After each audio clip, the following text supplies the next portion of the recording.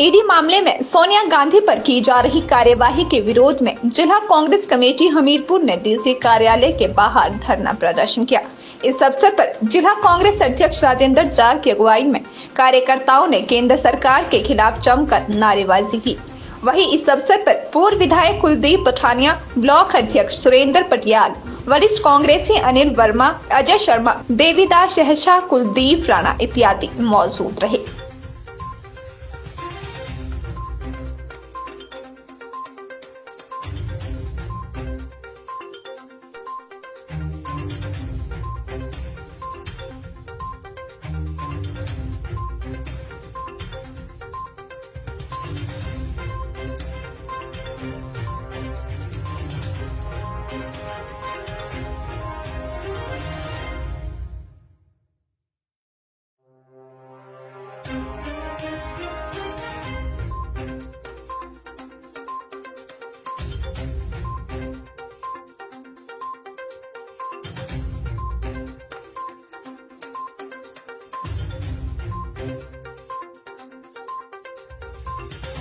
जिसके लिए हमने पीछे 2 दिन पहले भी प्रदर्शन किया था।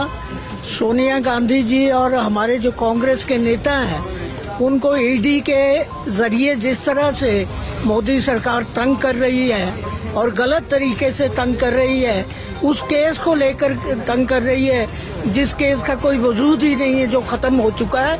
और ये सिर्फ इनकी छवि को खराब करने और कांग्रेस पार्टी को नीचा दिखाने के लिए, इसको कमजोर करने के लिए ये सारी चीजें, ये सारा घटनाक्रम चला हुआ है, जिसके खिलाफ हम पहले भी सड़कों पर उतरे थे, धरना प्रदर्शन किया था।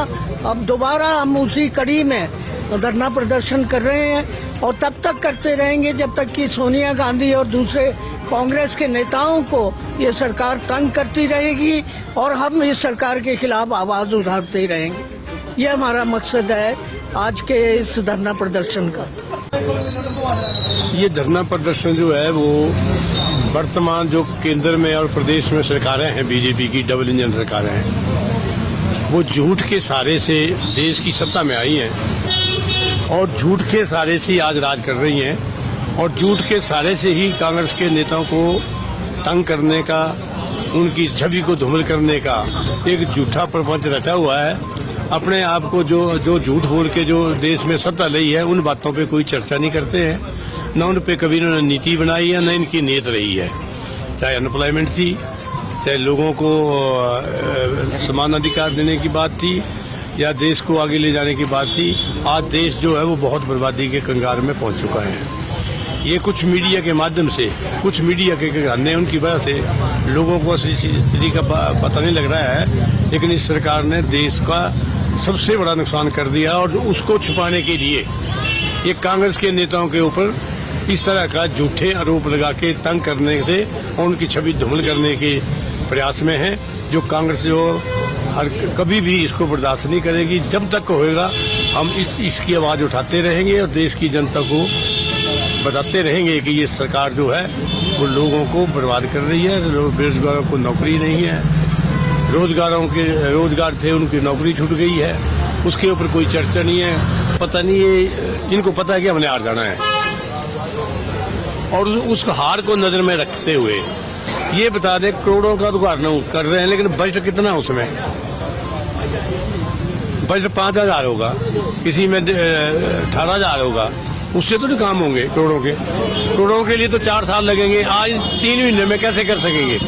ये सिर्फ ये भी एक झूठ और गुमराह कर रहे हैं, क्योंकि इनका पैसा जब एक तरफ कर्ज ले रहे हैं तो ये तो फाउंडेशन किस चीज की कर रहे हैं, तो ये भी एक झूठ के सहारे जो है आगे लोगों को गुमराह कर रहे हैं। और ये काम जो है ये बिल्कुल पाइपलाइन में नहीं है, सिर्फ बजट में प्रावधान होगा, कईयों का बजट में नहीं होगा, इसका आरटीआई डाले जाए। इसी तरह ये लोग 2014 में सत्ता में आए थे तो वन रैंक वन पेंशन का नारा देके आए थे, फौजियों के वोट इनको मिले थे। और जब इन्होंने अभी शुरू किया, ना रैंक रहा ना पेंशन रही। अग्निपथ का जो है ना उनको रैंक मिलेगा कभी, ना उनको पेंशन मिलेगी।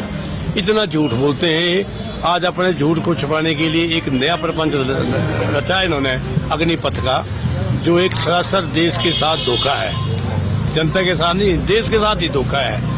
और झूठ के सहारे अपनी राजनीति आगे बढ़ा रहे हैं, जिसका हम विरोध करेंगे। RV7 न्यूज के लिए हमीरपुर से अश्वनी कुमार चौधरी की खास रिपोर्ट।